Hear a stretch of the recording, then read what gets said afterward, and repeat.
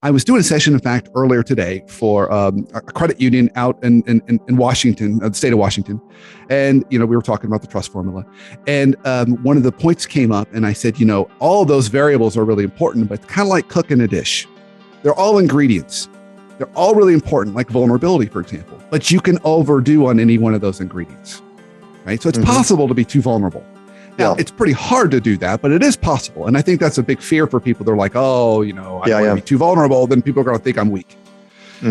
So for people that have never really stretched this muscle before, given some of the stories that you've seen and examples, what are some easy ways they can dip their toes into the world of vulnerability and authenticity? What are some easy, I hate to use the phrase low-hanging fruit, but what are the low-hanging fruits here, Ed?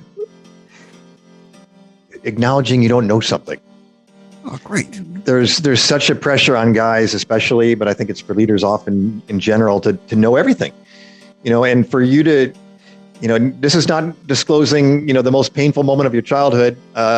It's not, sharing, whatever kind of challenges you've had raising your kids or with your spouse, but just to say in your executive team meeting or to your whole company, I don't know the answer to that, but I'm going to study it when a question comes up.